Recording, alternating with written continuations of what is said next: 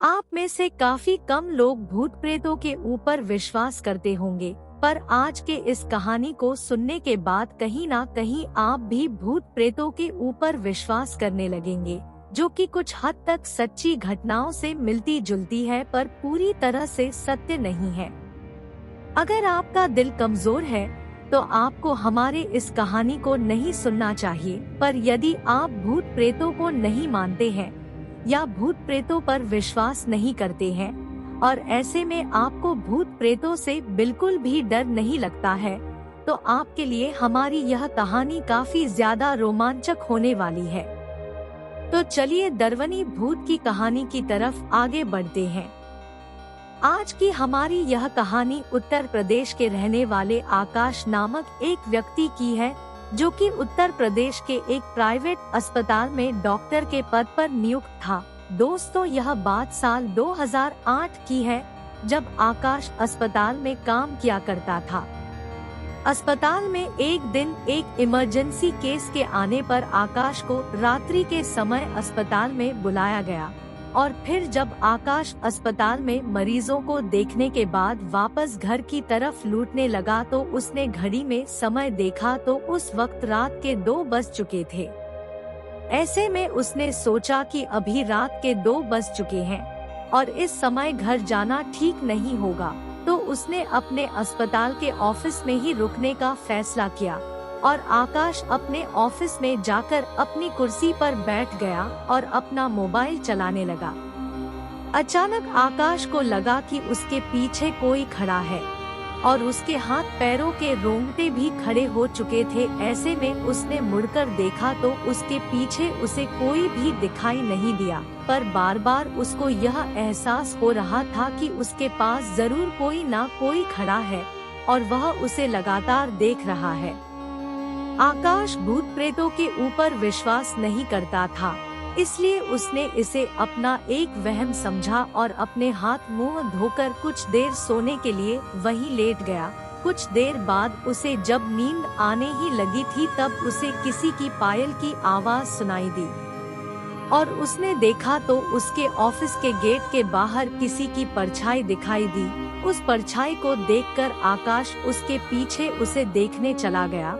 जैसे ही उसने अपने ऑफिस का दरवाजा खोला और बाहर निकला तो वहाँ काफी ज्यादा अंधेरा था और पूरे अस्पताल में उसे उसके अलावा कोई और नजर नहीं आ रहा था। साथ ही जो कल तक एक अस्पताल हुआ करता था वह उसे आज एक किसी खंडर से कम नहीं लग रहा था। उसे समझ नहीं आ रहा था कि उसके साथ यह क्या हो रहा है। ऐसे में उसे जो पायल की आवाज सुनाई दे रही थी वह उसका पीछा करते हुए अस्पताल की ऊपरी मंजिल पर जा पहुंचा। अस्पताल के एक कमरे से कुछ लोगों की बात करने की आवाज सुनाई दी, जिसे सुनकर उसे लगा कि अब मैं सुरक्षित हूँ और अस्पताल में मेरे अलावा और भी लोग हैं। ऐसे में आकाश उन वादों का पीछा करते हुए एक कमरे के अंदर दाखिल हो गया। जैसे ही आकाश कमरे में घुसा तो कमरे का दरवाजा अपने आप ही बंद हो गया। कमरे के अंदर उसने देखा कि उसके सामने बिना सिर वाले कुछ लोग खड़े हैं और सभी आपस में एक दूसरे से बात भी कर रहे हैं। यह देख आकाश पूरी तरह से घबरा गया और जोर जोर से चिल्लाने लगा, बचाओ बचाओ। पर वहाँ उसकी आवाज सुनने वाला कोई नहीं था और फिर आकाश डर कर दरवाजे को जोर जोर से बजाने लगा और कहने लगा, बचाओ बचाओ। कुछ देर बाद उस कमरे का दरवाजा खुला और उसे अपने सामने उस अस्पताल का वॉचमैन नजर आया। वॉचमैन काफी बुजुर्ग था, जिसने आकाश की आवाज सुनकर दरवाजा खोला था। आकाश ने उस बुजुर्ग व्यक्ति को देखकर उसके पैर पकड़ लिए और जोर जोर से रोते हुए कहने लगा, मुझे बचा लो वरना यह सब मुझे मार डालेंगे।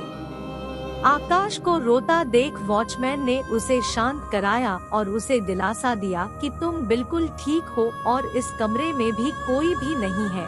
कुछ देर बाद आकाश शांत हुआ और उसने मुड़कर कमरे में देखा तो वहाँ कोई भी नहीं था और जो अस्पताल उसे कुछ वक्त पहले खंडन नजर आ रहा था वह फिर से एक साफ सुथरा अस्पताल बन चुका था। इसके बाद आकाश ने अपनी आप बीती उस बुजुर्ग व्यक्ति को सुनाई तो उस बुजुर्ग व्यक्ति ने आकाश से कहा कि हो सकता है तुमने जो देखा वह सत्य हो, क्योंकि मैं इस अस्पताल में पूरे 30 वर्षों से काम कर रहा हूँ और यहाँ अस्पताल बनने से पहले एक कब्रिस्तान हुआ करता था, जिसके कारण हो सकता है तुम्हें यह सब दिखाई पड़ा हो, क्योंकि मुझे भी रात के समय अस्पताल के अंदर से काफी अजीब अजीब आवाजें आती है।